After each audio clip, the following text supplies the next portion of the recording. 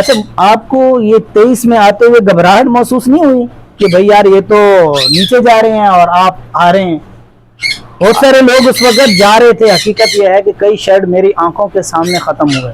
मैं कहता रहा कि 4-5 पेयर, 2 पेयर, 1 पेयर रख लो यार, नहीं नहीं टोटली खत्म करना है। तो आपको उस वक्त डर नहीं लगा? बात वही है जो मैंने आपसे शुरू में भी कहा कि एक शौकीन के लिए पैसों का ऊपर नीचे जाना मैटर नहीं करता। सही है। आप अगर मेरे शेड में देखेंगे तो आपको अभी भी अल्बाइनो दिखेगा। अल्बाइनो है बिल्कुल। और अल्बाइनो दिखने की खास वजह यही है कि ये उस वक्त का सबसे पिटा हुआ परिंदा था।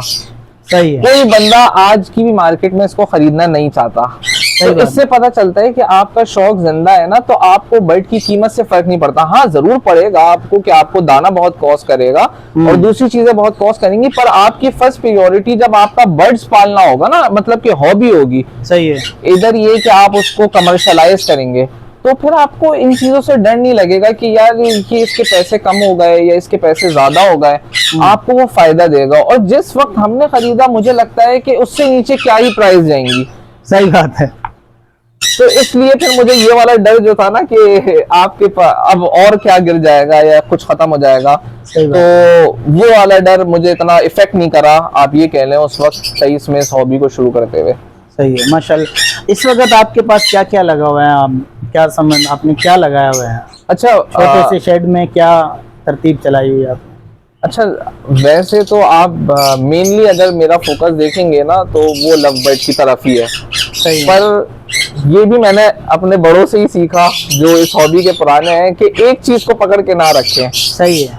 एक चीज को अगर आप पकड़ के रखेंगे ना तो वो वक्त के साथ साथ आपको उसका एक टाइम पीरियड होता है। ऐसा नहीं है, मैंने बड़े जो फैंसियर हैं, मैंने ये कहा ना कि 1 साल तक मैं अगर इस चीज को सीखता रहा तो मैंने 1 साल तक मुलाकात का सिलसिला जारी रखा। एक ये चीज भी न्यू फैंसियर को करनी चाहिए कि जो बड़े कामयाब फैंसियर है, मैंने यहाँ पे लफ्ज इस्तेमाल किया कामयाब का।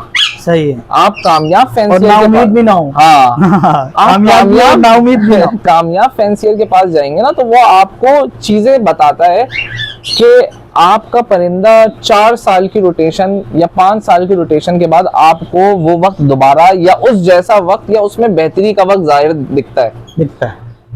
ये चीज हमने अपने बड़ों से सीखी जो इस हॉबी में हमसे बहुत पुराने हैं। लोगों ने अपने बड़ी बड़ी जिंदगी 12 साल 15 साल 20 साल लगाए हैं, तो उन्होंने हमें ये चीज बताई कि हमने ये हर चीज देखा। और ये सिर्फ लव बर्ड के साथ नहीं है, ये हर परिंदे के साथ है।